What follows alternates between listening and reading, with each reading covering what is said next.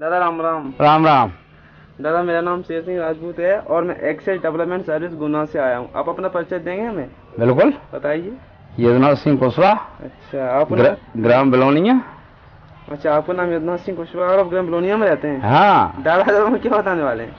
आज हम आपको जो मक्का का बीज अंकुरण है उसका परीक्षण करेंगे, वो बताएंगे। आज आप हमें मक्का के बीज का अंकुरण परीक्षण करके बताएंगे? हाँ। बताएं दादा कैसे करते हैं आप अंकुरण परीक्षण मक्का के बीज का? मक्का के बीज का अंकुरण परीक्षण हम आपको बताते हैं। मक्के के बीज में से करीब 100 दाने के करीब हम उनको ले लेते हैं। 100 दाने? हाँ। और 100 दाने को फट्टा पे बिछा के और उनकी चपेट के घड़ी की ऐसी जगह रख देते हैं जहाँ उनमें नमी बनी रहे। सुबह शाम पानी छिड़कते रहते हैं और 5 दिन के करीब 3 से 5 दिन। हाँ 5 दिन के करीब जब हम उसे खोल के देखते हैं तो यदि 70% अंकुरण हुआ तो बीज बोने के काबिल है और 70% से कम अंकुरण होता है तो बीज बोने के काबिल नहीं।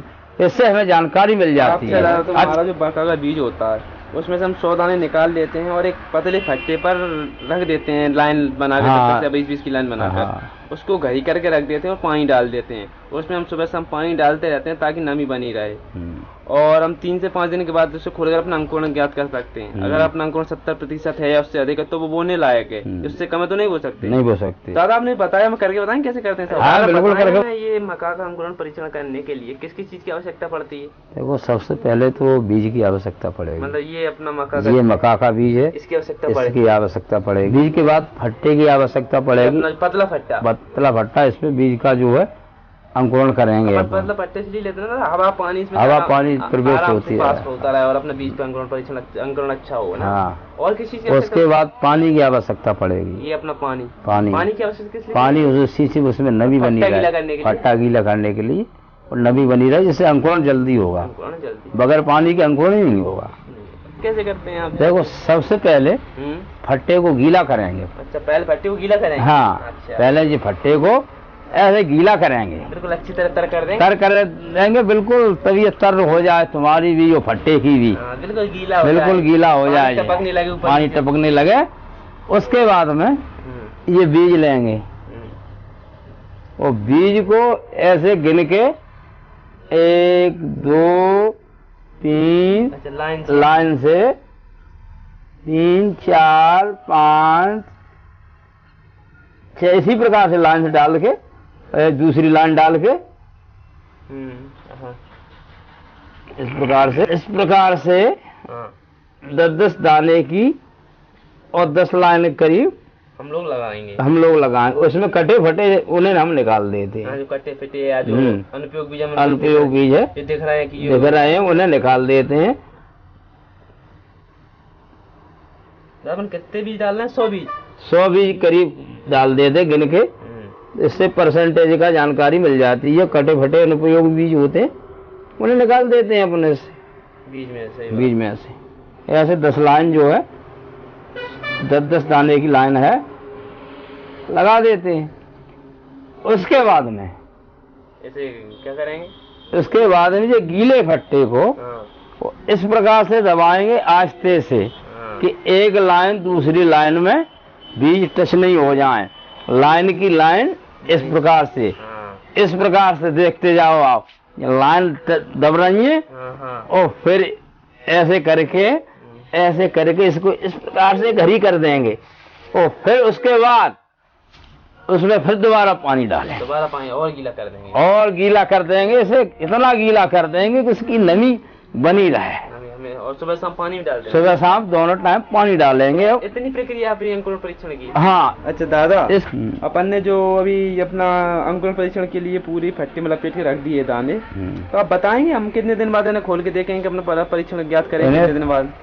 3 दिन से लेकर 5 दिन के बीच में खोल के देख लेंगे। जब तक अंकुरण हो जाएगा उससे परसेंटेज ज्ञात हो जाएगा। जो बीज अंकुरित होंगे उनका गिनकर अपना अंकुरण परीक्षण ज्ञात कर सकते हैं। कितना % अंकुरण होना चाहिए बोने के लिए? कम 70% होना चाहिए कम से कम। आपने जो आज हमें मक्का का अंकुरण परीक्षण करना बताया अभी थोड़ी देर पहले, तो आप इसके लाभ बताएं, इसके क्या लाभ हैं? सबसे बड़ा लाभ तो ये है कि हमें बीज की मात्रा ज्ञात हो जाती। हमारा बीज कितना जमेगा कितना नहीं जमेगा। अनुपयोगी बीज, जैसे कभी कभी ऐसा होता है बीज कम जमता है, हम खेत में बगैर अंकुरण परीक्षण के बो देते हैं तो खेत बेगरा हो जाता है। और कभी कभी बीज अंकुरण की क्षमता ज़्यादा रहती तो घना हो जाता है, इससे बहुत नुकसान होता है।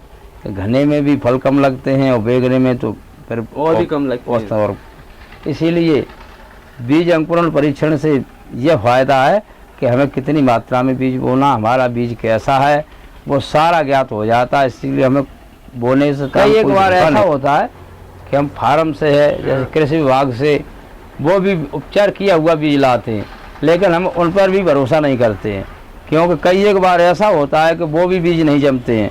तो उन बीजों को लियाकर भी हमें अंकुरण परीक्षण करते हैं, हम खेत में तभी डालते हैं।